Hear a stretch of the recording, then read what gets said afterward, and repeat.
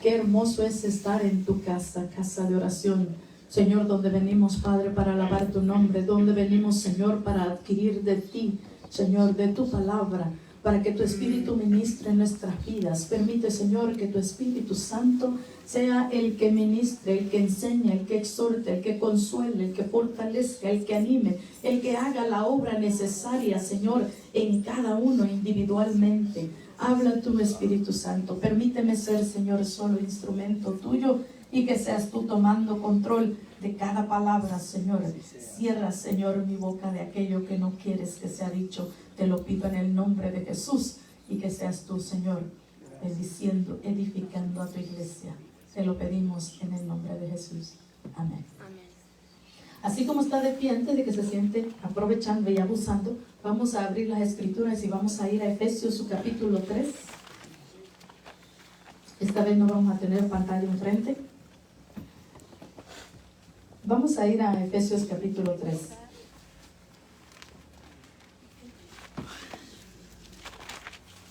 Gloria a Dios. Amén. Sé que el capítulo 3 está un poquito grande. Vamos a leer, hermanos, del verso 8 en adelante. Amén. Dice así la palabra del Señor. Hablando el apóstol Pablo, hermano, dice: a mí, que soy menos que el más pequeño de todos los santos, me fue dada esta gracia de anunciar entre los gentiles el evangelio de las inescrutables riquezas de Cristo y de aclarar a todos cuál sea la dispensación del misterio escondido desde los siglos en Dios, que creó todas las cosas, para que la multiforme sabiduría de Dios sea ahora dada a conocer por medio de la iglesia a los principados y potestades en los lugares celestiales, conforme al propósito eterno que hizo en Cristo Jesús nuestro Señor, en quien tenemos seguridad y acceso con confianza por medio de la fe en Él, por lo cual pido que no desmayéis a causa de mis tribulaciones por vosotros, las cuales son vuestra gloria. Por esta causa doblo mis rodillas ante el Padre de nuestro Señor Jesucristo, de quien toma nombre toda familia en los cielos y en la tierra, para que os dé, conforme a las riquezas de su gloria, el ser fortalecidos con poder en el hombre interior por su espíritu. ¿Para qué? Para que habite Cristo por la fe en vosotros, en vuestros corazones, a fin de que, arraigados y cimentados en amor, seáis plenamente capaces de comprender con todos los santos cuál sea, diga conmigo, la anchura, la longitud, la profundidad y la altura. Y de conocer el amor de Cristo que excede a todo conocimiento, para que seáis llenos de toda la plenitud de Dios. Y aquel que es poderoso para hacer todas las cosas mucho más abundante de lo que pedimos o entendemos, según el poder que actúa en nosotros, a Él sea gloria en la iglesia, en Cristo Jesús, por todas las edades, por los siglos de los siglos. Amén. Tome asiento, hermano, ahora sí. Vamos a tratar de ir a través de esta porción de las Escrituras y esperando que sea Dios el que hable a nuestra vida y nos ayude a comprender esta porción.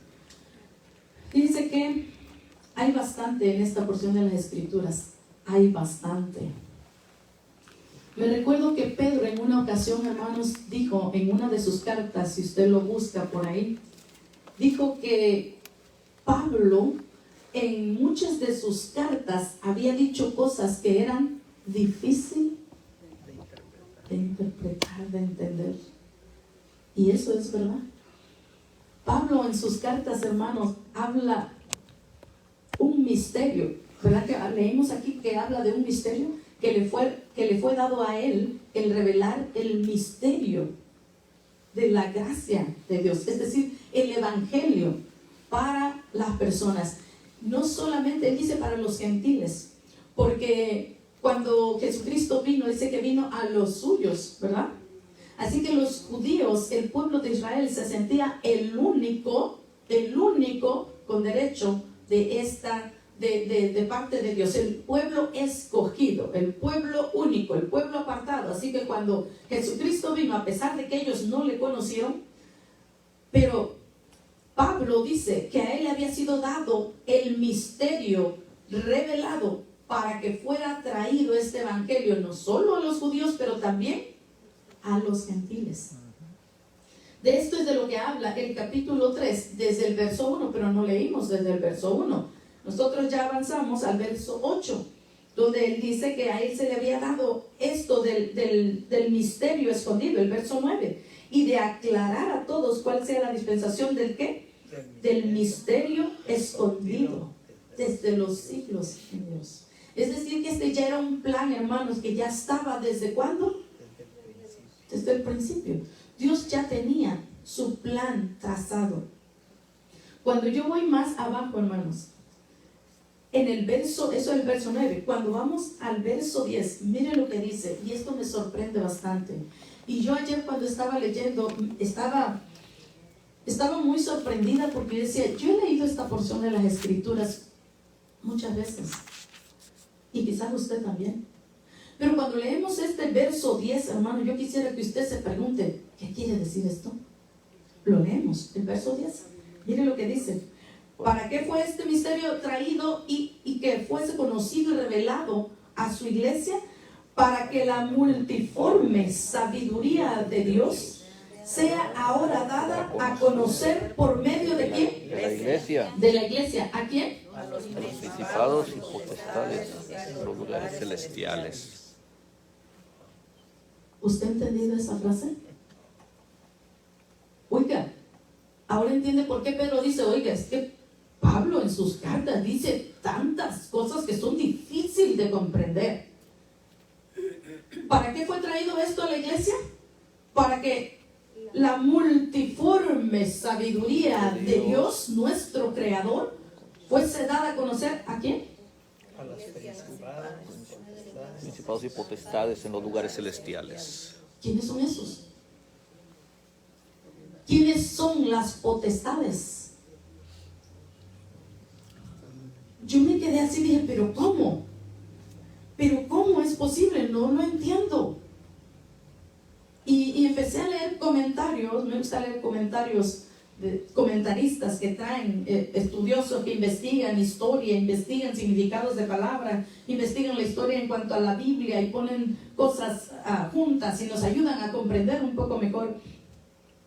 Estaba leyendo, me gusta leer el comentario de David Ducey. Y me encantó mucho la explicación, hermano, me encantó bastante la explicación. Y me puse a pensar, cuando estaba leyendo esto, dije, tiene sentido, pero aún así es difícil de comprender. Solamente el Espíritu Santo nos puede traer ese entendimiento a nuestro interior, esa convicción de decir si esto es lo que Dios hace con su iglesia. Para este propósito. A veces decimos que nosotros fuimos llamados con el propósito de que nuestras almas fuesen salvadas, ¿cierto? Para que fuéramos salvados. O decimos también, fuimos llamados para la gloria de su nombre. ¿Y qué significa todo eso? Para la gloria de su nombre. ¿Cómo su nombre va a recibir gloria? A través del llamamiento de Dios hacia ti, que vengas y formes parte de su iglesia. Antes de continuar ahí, quiero compartir con ustedes una pequeña anécdota para poder continuar más adelante. Yo quiero hablarles a ustedes bajo el tema de la plenitud de Dios y he titulado este mensaje, en su plenitud lo tengo todo. Estamos hablando acerca de la plenitud de Dios, pero he puesto como título al mensaje, en su plenitud lo tengo todo. Así que si nosotros, en otras palabras, si nosotros venimos y buscamos conocer la plenitud de nuestro Dios, lo vamos a tener todo. Plenitud significa, viene de la palabra pleroma, y significa número completo, un complemento total, medida plena. Eso significa plenitud, es decir, no le falta absolutamente nada. Eso es plenitud.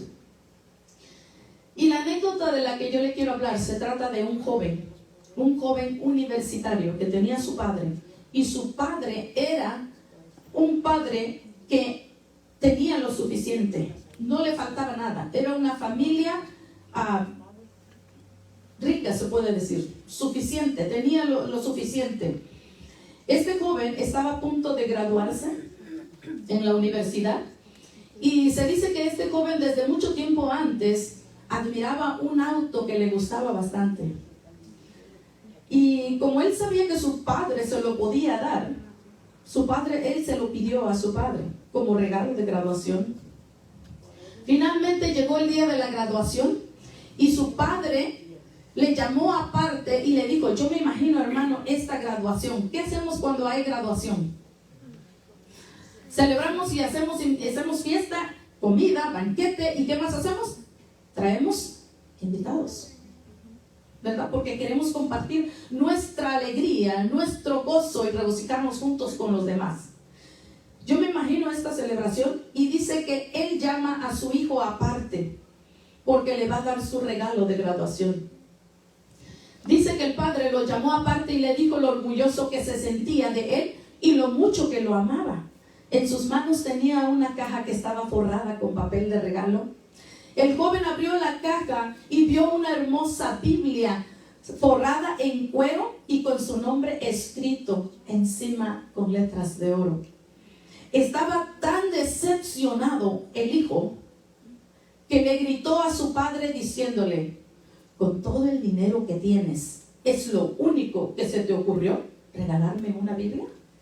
Y se fue de la casa enojado. Se fue desde aquel día y no volvió a ver a su padre. Pasaron muchos años y el joven se convirtió en un exitoso hombre de negocios. Tenía una hermosa casa, una hermosa familia. Un día le avisaron que su padre, ya anciano, estaba a punto de morir, estaba enfermo, y decidió ir a visitarlo.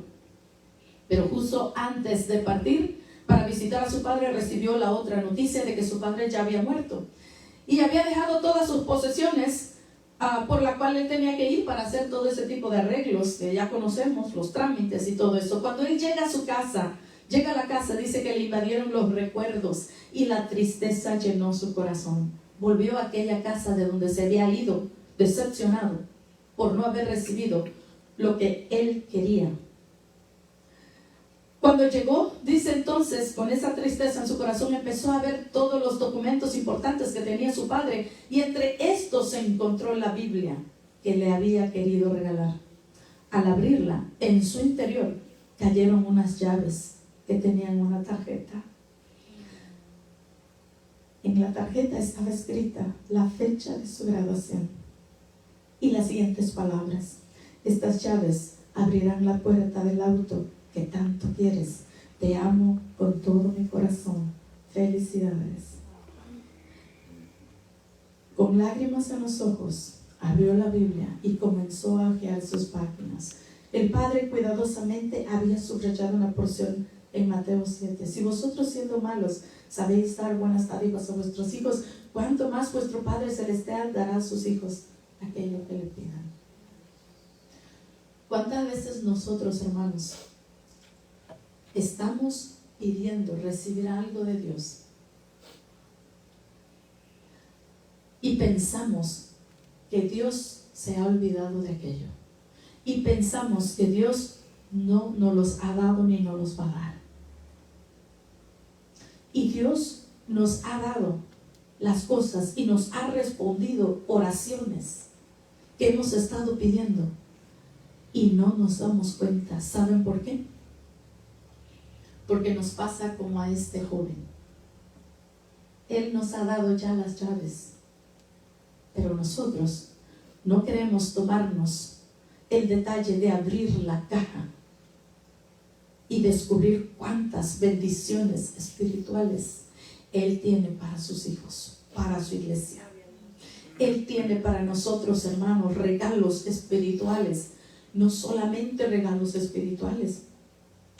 Porque cuando leímos aquí vimos en los últimos versículos del capítulo 3, que cuando nosotros conocemos la plenitud de Él, su anchura, su longitud, su altura y su profundidad.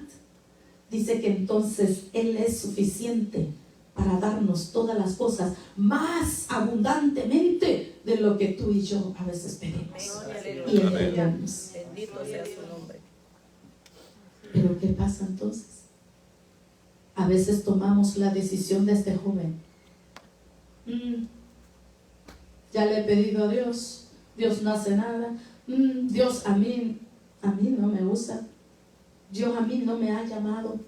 O pasa esto, pasa aquello, y pensamos que nosotros no vamos a recibir las cosas que le pedimos a Dios. ¿Cierto? Aquellas que están conforme a su voluntad. Porque ya entendemos por seguro que aquellas que no están conforme a su voluntad, Él no nos las va a dar. Eso ya lo sabemos. ¿Cuáles son aquellas que no están conforme a su voluntad? Aquellas que van en contra de sus principios, de su carácter. Aquellas que nos van a causar daño y nos van a apartar de Él totalmente. Esas son las cosas de las que Dios va a decir, no te las puedo dar ahora. Pero cuando hayas crecido y hayas madurado, entonces sí te lo puedo dar. Usted no le daría a su hijo una llave de un auto y su auto a un niño de 5 años, ¿verdad? ¿Por qué? ¿Porque es malo? ¿Porque usted es malo con su hijo? No, porque es peligroso. Porque no es el tiempo aún. Pero cuando llegue el tiempo, seguro que usted querrá hacerlo, ¿verdad? Dios es bueno, hermanos. Dios es poderoso. Y Dios quiere que tú y yo conozcamos esa plenitud de Él. Gloria a Dios. Amén. Pero cuando yo estaba leyendo, hermanos, cuando yo estaba leyendo esta porción y meditaba en esto que dice que nosotros, el Señor nos llama, hermanos, nos ha llamado con un propósito. Y el verso 10 cuando dice, para que la multiforme sabiduría de Dios sea ahora dada a conocer por medio de la iglesia a los principados y potestades en los lugares celestiales. Hermano, estamos hablando de los millones y millones de ángeles. De eso es de lo que está hablando aquí. Las potestades, hermanos. Y no solamente estamos hablando de ángeles que están sirviendo a Dios, pero estamos hablando también de los otros ángeles que fueron caídos. Cuando habla de potestades y de principados, estamos hablando de todos, de todo el mundo espiritual. Así que entonces, ¿qué es lo que nos está diciendo este verso?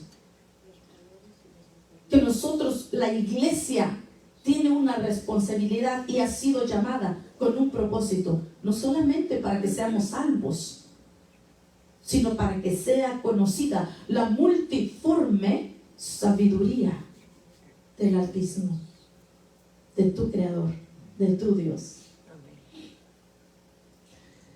Yo estaba tomando estas notas, hermanos. Dice, para que la multiforme sabiduría de Dios sea ahora dada a conocer. Dios es un ser de infinita sabiduría y gloria. Él quiere que sus criaturas conozcan su gran multiforme sabiduría. Un propósito en su gran plan de las edades es de revelar esta sabiduría. Entendiendo el carácter de Dios, podemos decir que esto no es por un motivo egoísta, porque es que Dios se quiere vanagloriar de que vean y conozcan que Él es, que su sabiduría tiene tal multiforme abundancia. No es con ese propósito, sino que de la manera en que pensamos nosotros a veces, hermano, a veces nosotros pensamos que eso de querer mostrar lo que tenemos es el mismo tipo de vanagloria que el hombre tiene. ¿Verdad que el hombre, a veces cuando vemos que el hombre quiere mostrar todo lo que tiene, decimos, está nomás vanagloriando, quiere que conozcan todo lo que tiene y que sea exaltado? Pero no es de esta forma de la que Dios quiere ser conocido o quiere hacer que su iglesia revele su multiforme sabiduría. Dice, Dios hace esto para gloria de sus criaturas. Un poquito difícil de entender, debido a que la gloria de la criatura está directamente conectada con la gloria de su Creador. Pensemos en esto. Cuando usted enseña a sus hijos, cuando usted educa a sus hijos, usted quisiera que sus hijos empiecen a mostrar lo que usted le está enseñando, ¿cierto? Lo que usted le instruye a sus hijos. Usted no quiere que sus hijos vayan y la gente diga que sus hijos son irrespetuosos, que son groseros, que no conocen amabilidad. Usted no quiere eso. Usted quisiera que de ellos digan cosas buenas, ¿verdad?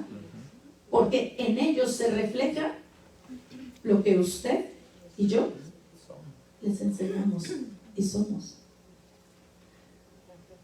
Cuando nosotros vemos a los hijos de otras familias que son educados, que son amables, que son, respetuosos, que son serviciales, uno no les tiene que decir a ellos, oye, ¿me puedes ayudar? No, ellos solitos van, le ayudo, hermana, ¿le puedo ayudar? Y uno dice, wow, estos muchachos, ¿cómo han sido enseñados? Estos muchachos reflejan a su padre o a su madre.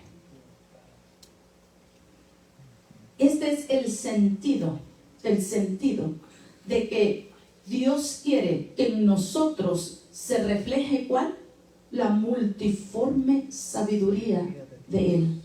Porque en sus criaturas, en su creación, en su iglesia, va a ser gloriada, o bien glorificada por lo que es, porque se está reflejando el carácter de su Dios, de su Padre, de su Creador. Y entonces dice, la sabiduría es multiforme. La antigua palabra griega polupoikilos tiene la idea de complejidad y gran belleza. Eso tiene la belleza de una variedad en ella, como cuando nosotros vemos las grandes pinturas, que uno las observa y dice, wow, pero qué detalle, mire este detalle, hasta las líneas de las hojas de esto, una pintura maravillosa y extraordinaria, y empieza usted a observar la belleza en ella. De eso se trata, o de eso quiere decir la multiforme, la grandeza, la abundancia, la exageración de belleza de su sabiduría. Dada a conocer entonces, dada a conocer por medio de la iglesia a los principados y potestades. Esto explica el cómo Dios revela su sabiduría a quien Él se la revela. Él la revelará por su obra en la iglesia, y Él la revelará a los seres angelicales, a los principados y a las potestades. Entonces nosotros podemos ver, cuando entendemos este panorama, hermanos, cuando entendemos este panorama de que Dios está haciendo algo con su iglesia. Fíjese, Dios no dijo, voy a enseñarle a mi iglesia mi sabiduría, mi multiforme sabiduría a través de los ángeles. ¿Qué es lo que leemos ahí? Él no escogió a los ángeles para que le enseñara a la iglesia la multiforme sabiduría de Dios. Él escogió a la iglesia para mostrar su multiforme sabiduría a los ángeles. ¿Se da cuenta de eso? Es un misterio, hermanos, entender que nosotros fuimos llamados y escogidos para tal grande misión. Tú y yo tenemos ese compromiso de que nosotros conozcamos, hermanos, es un compromiso, una responsabilidad ahora, de que tú y yo como iglesia conozcamos esa plenitud de Dios, esa multiforme sabiduría de Dios. Pero si nosotros no la buscamos, no la podemos conocer, no la podemos disfrutar, no vamos a poder abrir esa caja y encontrar esa llave que abre todas esas puertas de la multiforme sabiduría de Dios. Está ahí. Dios nos las ha revelado, Dios nos las ha dado. Él quiere revelarse a nosotros para que nosotros podamos ser testigos de su multiforme sabiduría con todo el mundo angelical. Es decir, entonces, que ese mundo angelical está aprendiendo algo cuando está constantemente observando a su iglesia. ¿A usted no le suena esta historia cuando Dios le pregunta al que andaba rondeando la tierra: ¿has visto a mi siervo Job? Gracias, hermana, muy amable. Sí me hacía falta. Muchas gracias. ¿Se recuerdan esa historia? Cuando dice: ¿has visto a mi siervo Job? Él quería mostrar, hermanos, su multiforme sabiduría, su poder, toda su plenitud, su anchura, su longitud, su altura, su profundidad, que fuese conocido a sus hijos, a su iglesia. ¿A ti no te gustaría ser parte de esta misión tan maravillosa? De que Dios refleje todo eso en tu vida, porque tú y yo somos la iglesia de Cristo. Amén. Tú y yo somos esa iglesia donde Él quiere perfeccionarse ahí, donde Él quiere que brille su sabiduría, su multiforme sabiduría de Él.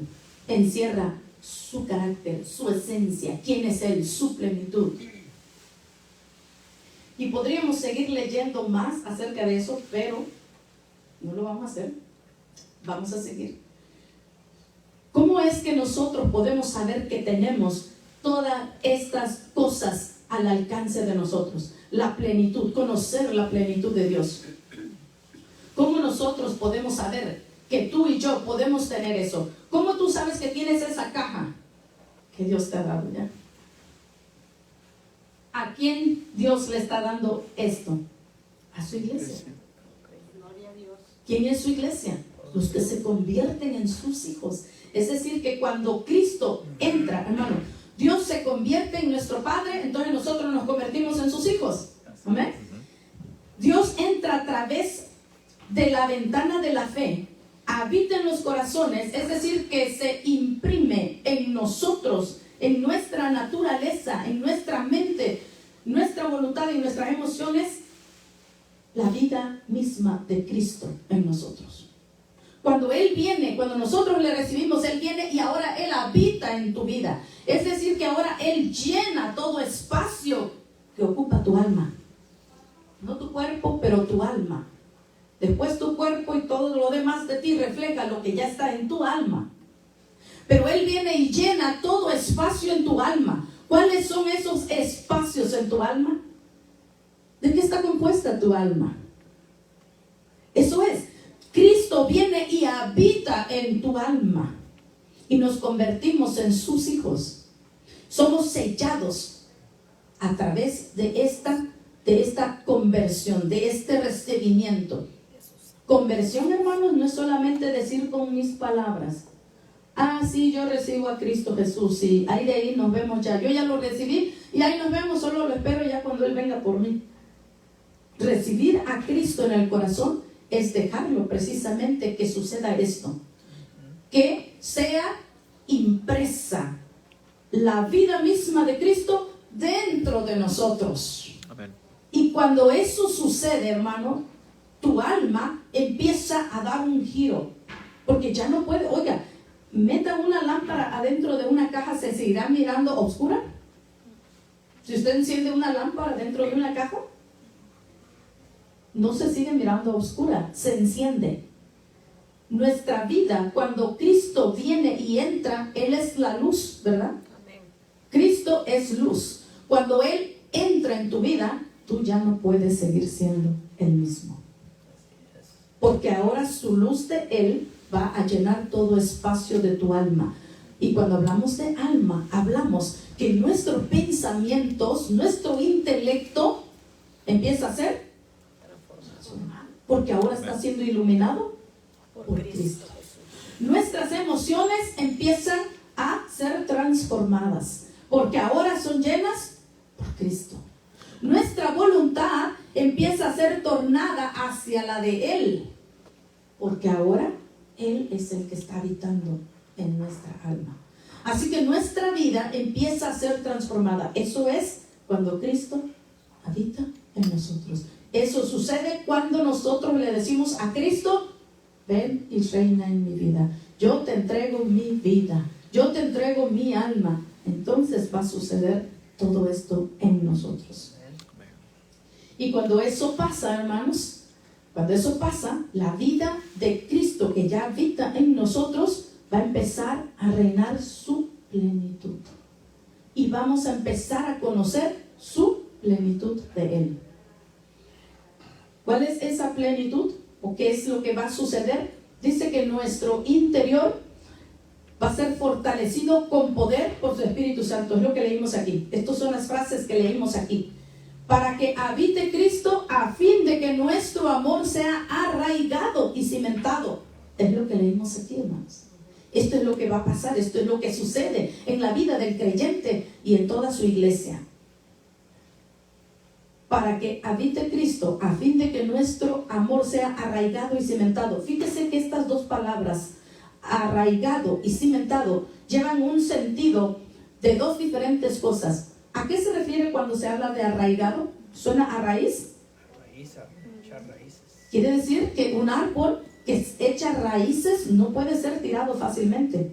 Entonces, que nuestro amor en Cristo sea arraigado, es decir, que no sea movido.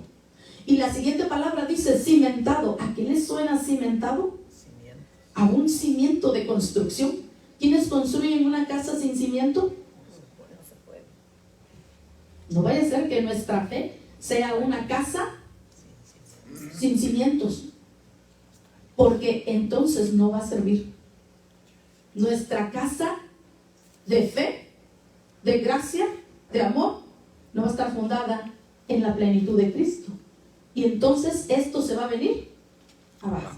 Un vientecito fuerte y hasta ahí llegó mi fe y mi amor a Cristo. Pero si somos cimentados en Él, no vamos a ser movidos, hermanos. Así vengan tormentas, así vengan tempestades, venga cualquier circunstancia en tu vida, tu fe, tu amor a Cristo va a estar cimentado en Él. Y tú vas a conocer más y más la plenitud de Él. Que seáis plenamente capaces de comprender, dice aquí. Que seamos plenamente capaces. Así que cuando dejamos que Cristo habite en nuestra vida y llene todos esos espacios de nuestra alma, ¿saben qué va a suceder, hermano? Que tú y yo nos convertimos capaces. Esa capacidad no viene de nosotros. Es que yo soy bien cool, dicen por ahí. Es que yo soy bien filoso, bien inteligente. No. La capacidad para comprender su anchura, su longitud, su profundidad y su altura viene de parte de Él. ¿Cuándo? ¿Cómo, hermana? ¿Pero cómo sucede eso? ¿Cómo yo puedo comprender todo eso? Déjalo, que Él llene cada parte de ti, porque solo así es que nos va a dar Él la capacidad plena. Dice, van a ser capaces, plenamente capaces de comprender la anchura, la longitud, la profundidad y la altura. Luego dice también en los versos que leímos que conozcamos el amor de Cristo que excede a todo conocimiento. Cuando empezamos nosotros a experimentar esas gotitas de amor de Él en tu vida, hermano, en nuestras vidas, eso es algo que te derrite, es algo que te rindes delante de Él. Cuando empiezas a experimentar lo que es su amor. Dices, wow, yo no merecía nada de esto, pero Él es bueno, Él me da, Él me sustenta, Él me consoló en mis momentos de soledad, Él me trajo paz en mis momentos de desesperación, Él me proveyó cuando yo no tenía nada, Él me sustentó cuando mis fuerzas decaían, Él hizo esto, y empiezas a experimentar el amor de Dios. Amén. Y que seas llenos de toda la plenitud de Dios. Y entonces, hermano, es cuando aquel que es poderoso para hacer todas las cosas mucho más abundantemente de lo que pedimos o entendemos. Es decir, que cuando sucede esto en nuestras vidas y empezamos a conocer, cuando tú quieras conocer la plenitud de Dios, Dios te va a ser capaz para poder comprenderla. Él es el que te va a dar la capacidad para poder comprender toda su plenitud. Cuando tú y yo quieramos conocer su plenitud, Él nos hace capaz de ello. Y cuando esto sucede, lo que dice el verso más adelante, que entonces Él mismo, hermano. Oye, esto es una promesa. Porque está escrito aquí, hermano. Y si está escrito aquí, así es. Que cuando esto pasa, dice, entonces, Él, que es suficiente, nos dará todas las cosas, hermana. Las cosas que necesitamos o que le pedimos, dice que nos las da más abundantemente de lo que nosotros habíamos pedido. Nosotros habíamos pedido así. Y Él nos viene a dar más abundantemente de lo que pedimos o aún de lo que entendías. Tú le pedías, es que Señor, yo quiero esto, pero ni entendías que lo que Él te iba a dar iba a ser mucho más grande y que iba a servir para muchas más cosas. Pero eso tú no lo entendías cuando lo estabas pidiendo. Pero cuando viniste a buscarlo a Él, a conocer su plenitud, entonces es cuando Él viene y Él nos da abundantemente, más de lo que tú y yo pedimos. Así que Dios contesta lo que pedimos, hermano. Así como al joven, ¿no se le concedió lo que él pidió? Pero creo que él no conocía suficientemente la plenitud de su padre. Él solo sabía que él era rico y suficiente y le tenía que dar las cosas de la forma que él quería. El padre se lo dio, pero no venía de la forma que él lo estaba esperando. Eso fue el problema. Él se esperaba, supongo, el carro enfrente de su casa con un moñote así de grande y música y diciéndole, ven, mira, aquí están las llaves sonando. Pero no llegó el regalo de esa forma. Pero no es que no le contestó su petición, ¿verdad? A veces estamos esperando que Dios conteste de la forma que nosotros ya lo tenemos trazado. Ay, yo quiero que Dios haga esto en mi trabajo. Y que mi jefe venga y me diga esto. Y el jefe nunca se lo dice. Y dice, es que Dios no me contesta.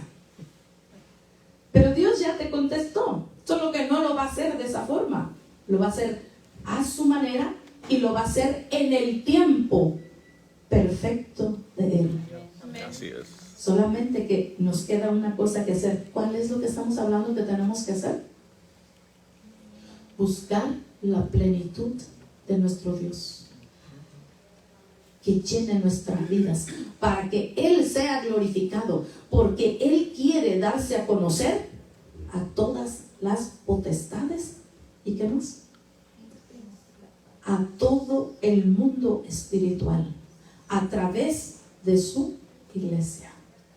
Él es honrado, Él es glorificado y Él está llevando a cabo su propósito, el misterio del que Pablo habla en sus cartas. Ese misterio, hermano, que quizás Pablo no lo ha de haber escrito todo, porque hay cosas, él dijo que había cosas que no iban a ser escritas, que a ningún hombre le había sido revelado, pero él escribió lo que Dios le permitió que escribiera y le dejó que escribiera para nosotros, lo suficiente que nosotros necesitamos conocer y saber para conocer la plenitud de nuestro Dios. Amén. Amén. Así que Dios contesta lo que pedimos.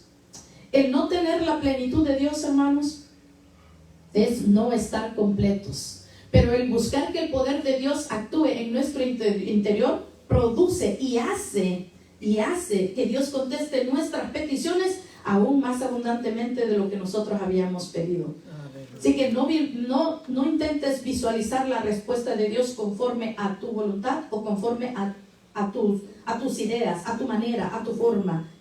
Mejor busquemos la plenitud de Dios, porque de esa forma va a venir más abundantemente y va a ser mucho mejor y va a ser en el tiempo de nuestro Dios.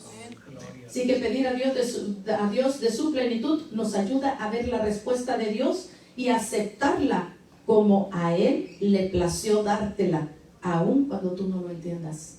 Sí, pero ¿por qué Dios lo hizo de esta forma? Aun cuando no lo entiendas, así fue la forma en que Dios quería contestarte, porque eso va a ser bien para ti y va a ser más abundantemente de bendición a tu vida.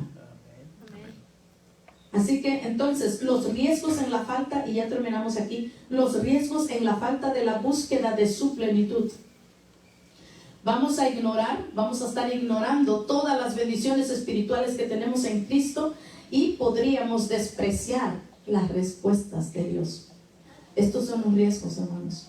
Podríamos despreciar las respuestas de Dios, así como este joven, hermano, despreció la respuesta, despreció el regalo de su padre. ¿Por qué? Por ignorancia, por puro orgullo. Así que no nos vaya a pasar a nosotros que el riesgo de la falta de la búsqueda de su plenitud nos va a llevar a ignorar que Dios nos ha dado tantas bendiciones espirituales y que Él está dispuesto a contestar nuestras peticiones, nuestros ruegos, nuestras súplicas. Pero es necesario que busquemos conocer más de su plenitud, porque de esa forma Él va a venir y va a actuar. Esto es lo que dice en los últimos versos del capítulo 3, si usted lo lee. Entonces corremos el riesgo de no mirar la respuesta de Dios y perderemos la bendición, porque aunque Él ya te contestó, no podrás darte cuenta y te darás por vencido cuando ya tenías la llave, solo que no abriste la caja. Las cosas por la cual Pablo oró en los versículos anteriores, oró por esto, por fuerza espiritual, que Jesús morara en nosotros, conociendo con el conocimiento espiritual del amor de Dios y de la plenitud de Dios. Pablo oró por todo esto, por la iglesia, hermanos, y dice que le pertenecen a nosotros, a los hijos de Dios. Sin embargo, estas deben ser recibidas por medio de una oración en fe y pueden ser llevadas más allá en las vidas de los demás por medio de nuestras oraciones a favor de ellos. No solamente vamos a ser bendecidos nosotros, pero también van a ser bendecidos otros a través de lo que Dios haga en nuestras vidas. Amén. A Él sea la gloria en Cristo Jesús, y la única respuesta conveniente a este gran Dios es el darle a Él la gloria, especialmente en la iglesia, en la compañía de los santos, de los demás convertidos, y que Él reciba esa gloria por todas las generaciones, por los siglos de los siglos. Amén. Vamos a ponernos de pie, hermano. Aleluya. Hasta ahí nos vamos a detener.